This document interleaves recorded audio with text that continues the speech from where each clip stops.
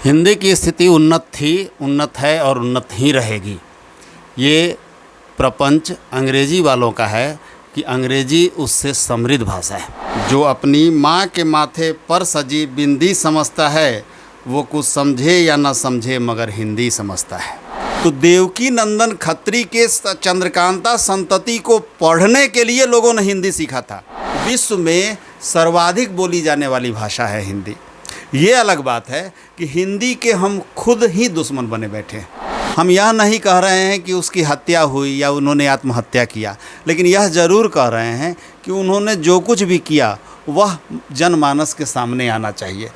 और सबसे त्रासदी की बात यह है कि वह भी निजी विद्यालय और हम भी निजी विद्यालय, वो मेरे पक्ष में खड़ा नहीं हो रहा है या नहीं होगा, क्योंकि उसकी जो आवश्यकता है वह तो गार्जियन पूरा कर ही दे रहे हैं। तो खबरी 24/7 से अपने कार्यक्रम खास मुलाकात में आज मौजूद हैं मोतिहारी परिक्षेत्र के प्रसिद्ध हिंदी के उत्कृष्ट विद्वान और प्रसिद्ध उद्घोषक, रंगकर्मी और अन्य कलाकारों को विगत कई वर्षों से उनके उच्चतम स्थान पर प्राप्त कराने वाले अभय अनंत सर गॉड लाइक केयर विद्यालय के संचालक भी हैं। बहुत बहुत स्वागत है आपका।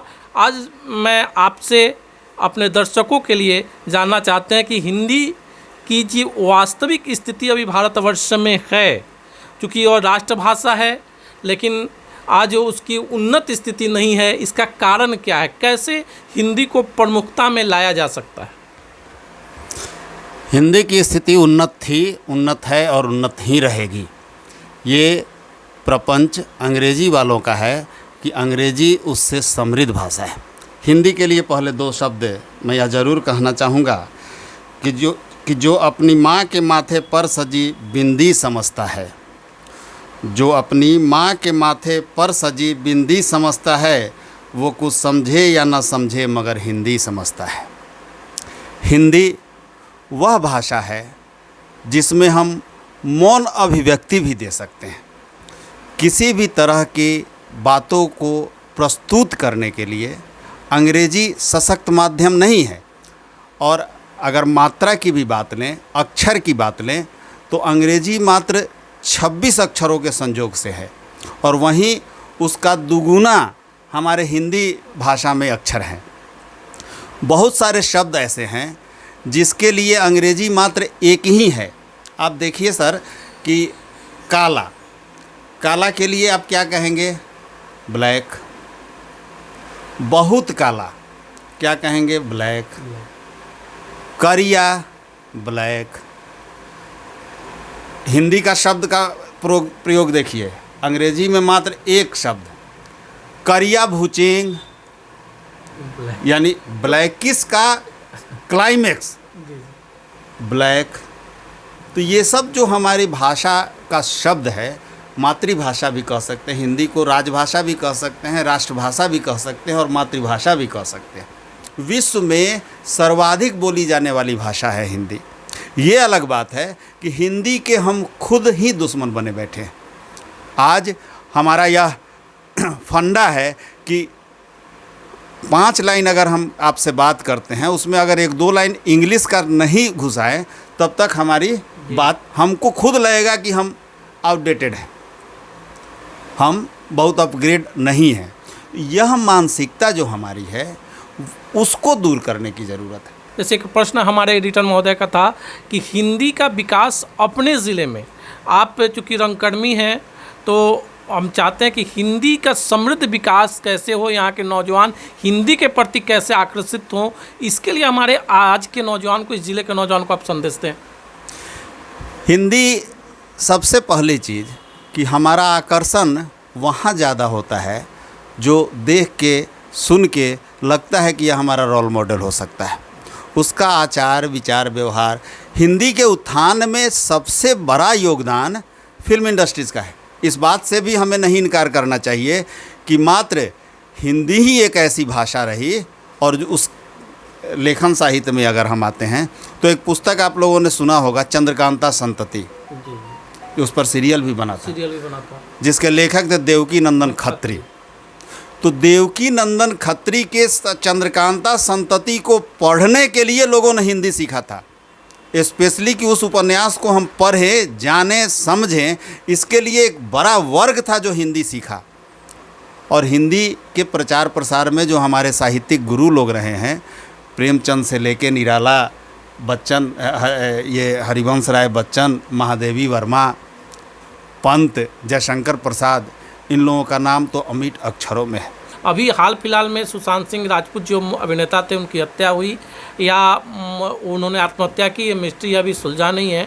इस पर जो क्षेत्रवाद और समाजवाद और ऊंच नीच की भावनाएं जो पनपी है, उसके विषय में आपका क्या दृष्टिकोण है? सत्ता का या सत्ताधारियों का एक ही सोच होता है कि चाहे स्थितियां जो हों, लोग जिए मरे, परिस्थिति अच्छी हो बुरी हो, इससे कोई बहस नहीं है, हमारी गद्दी सलामत रहनी चाहिए। बहुत सामान्य सा फंडा था सुशांत सिंह राजपूत का। हम यह नहीं कह रहे हैं कि उसकी हत्या हुई या उन्होंने आत्महत्या किया, लेकिन यह ज़रूर कह रहे हैं कि उन्होंने जो कुछ भी किया वह जनमानस के सामने आना चाहिए, सत्य आना चाहिए, और सत्य लाने के लिए जो भी उचित कदम है वह उठाना चाहिए, चाहे वो सरकार के द्वारा हो, पुलिस विभाग के द्वारा हो, राजनेताओं के द्वारा हो, या वो जिस समाज से बिलोंग करते थे उस समाज के द्वारा हो। और इसमें दो धारा बन गया, एक पक्ष का और एक विपक्ष का, और मिला जुला के इसे चुनावी मुद्दा, राजनीतिक मुद्दा बना करके इस तरह से प्रस्तुत किया जा रहा है कि इंसाफ अपनी जगह और यह आपस में राजनीतिक दलों का टकराव ज़्यादा हो गया है। इसमें सुशांत सिंह की बात करें, जस्ट उनके 4 दिन पहले दिशा सालियान की हत्या हुई, उनके मैनेजर की, उनकी बात करें, या फिर अभी कंगना रनौत जैसी अभिनेत्री जिन्होंने अभिनय के क्षेत्र में नए नए प्रतिमान स्थापित किए। और हम नहीं समझते कि कोई भी व्यक्ति जो कहीं से भी इंटेलेक्चुअल्स है, बुद्धिजीवी है, वह कंगना रनौत की किसी भी बात से असहमति जाहिर कर सकता है।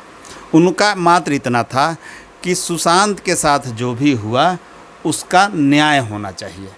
अगर उन्होंने फांसी लगा ली, वह भी लोगों के बीच आना चाहिए। अगर फांसी लगाने के लिए लोगों ने प्रेरित किया, वह भी जनता के सामने आना चाहिए, या उनकी हत्या की गई तो वह भी जनता के सामने आना चाहिए। एक पक्ष यह। दूसरा कंगना जी का था कि हमारे फिल्म इंडस्ट्रीज़ में बहुत सारी अच्छाइयाँ हैं तो बहुत सारी बुराइयाँ भी हैं। अच्छाई निश्चित रूप से स्वीकार्य है, लेकिन जो बुराई है, और सबसे बड़ी बुराई ड्रग रैकेट्स की है, जो तमाम नौजवानों को पंगु बनाता जा रहा है। और ड्रग इस देश में ही गैर कानूनी है, जो बहुतायत मात्रा में फिल्मी दुनिया में इसका प्रचलन है।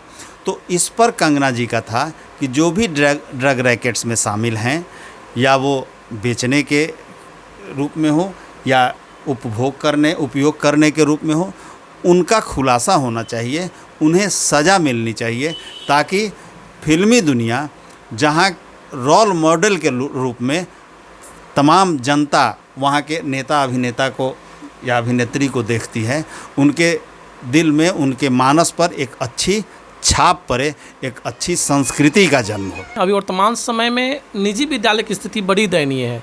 हम आपसे ये जानना चाहते हैं कि किस प्रकार से और कैसे आज के निजी विद्यालय के शिक्षक और संचालक अपने आप को जीवन यापन कर रहे हैं, और सरकार से आप क्या अपेक्षा रखते हैं? फिर यहाँ कहेंगे, जैसे हिंदी पर हम कहें कि हिंदी भाषी लोग ही हिंदी के दुश्मन हैं। हम प्राइवेट स्कूल वाले, निजी विद्यालय वाले ही एक दूसरे के दुश्मन हैं। सभी निजी विद्यालय की स्थिति खराब नहीं है। हम जिस लेवल का निजी विद्यालय चला रहे हैं, हमारी स्थिति खराब है। बहुत सारे, आप थोड़ा बड़े जगहों पर जाइए, पटना, मुजफ्फरपुर, वहाँ किसी भी विद्यालय में फ़ी नहीं रुका है। हर बच्चे का हर माह का फ़ी आया है। ऑनलाइन के नाम पर लोगों ने खाना पूर्ति ही क्यों न की हो, लेकिन वहाँ फ़ी आया है। अपने शहर में 5, 6, 7 ऐसे विद्यालय हैं जिनका फ़ी रेगुलर आया है। हम जिस लेवल के विद्यालय हैं, हमारा फ़ी न आया है और न कोई गार्जियन देने वाला है। और सबसे त्रासदी की बात यह है कि वह भी निजी विद्यालय और हम भी निजी विद्यालय, वो मेरे पक्ष में खड़ा नहीं हो रहा है या नहीं होगा, क्योंकि उसकी जो आवश्यकता है वह तो गार्जियन पूरा कर ही दे रहे हैं, उसका जो नॉर्म्स है उस पर गार्जियन खरा उतर रहे हैं, क्योंकि बड़ा बैनर है, बड़े लोग हैं, बड़े तबके को अपने साथ जोड़े हुए हैं, और जो बिल्कुल ग्रास रूट पर जुड़ करके बच्चों की पढ़ाई करता है, ज़मीनी स्तर से, ज़मीन से जुड़े बच्चों को अपने साथ जोड़ करके एक बड़ा आकार देने की कोशिश करता है, वही आज संकट के दौर में है। और सबसे बड़ी त्रासदी ये सामान्य निजी विद्यालयों की है।